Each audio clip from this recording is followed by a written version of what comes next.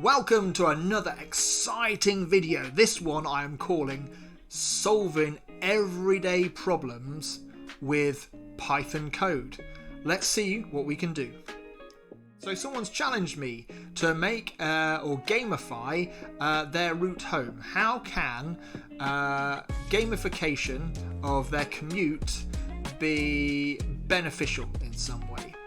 And one of the problems or anxieties that I have is that when you're waiting for a train, you're looking side to side and you notice there are loads of other people waiting for the same train. And you know that when that train arrives, it's just going to be two carriages and you're all going to be packed like sardines. So this is where my game comes in. What if we could move those people away and free up more space on the train for your commute home? Right, how are we going to do that?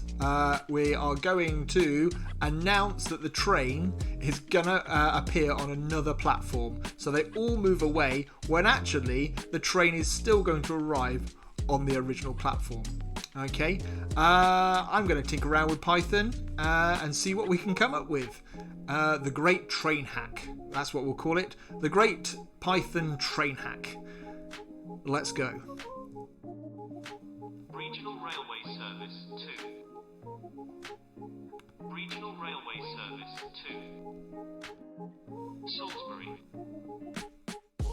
I think I've done it, and I think I've made something brilliant. So I've been going through quite a few ideas, but I think I've hit on one that works. So basically what we're going to do, if you remember, we're going to shift people away from the proper platform and convince them to visit or wait on another platform, and yeah, freeing up room on the train for us. So okay, so here is our little program running, and we just basically go down the list and start filling out the details. So where are we going? Let's go to Bristol Temple Meads. Okay, it doesn't deal with spelling mistakes very well, so I have to type very carefully. Okay, where are we calling at? Warminster. I know Warminster's on the way. We'll just leave it like that. Okay, so we're just calling it Warminster, on the way to Bristol Temple Meads. Enter the platform. So if we're on platform 4 waiting for it, we'll shift them all across to let's say platform 1. Okay, let's get them far away as possible. Enter the time. Now this is an interesting one. Number 4. Let's see, it's going to arrive, I don't know, let's do 20, so 8:32 in the evening. Okay, right, now we're ready, we're primed and ready. So if we wire it up to a speaker, wait on the platform and hit number 5. The next train to arrive on platform 1 will be the 2032 Regional Railway Service 2, Bristol Temple Meads, calling at Warminster and Bristol Temple Meads. Excellent, it works. It's so cool. I'm having the best time. It's almost as if I want a model railway to plug this in or do something.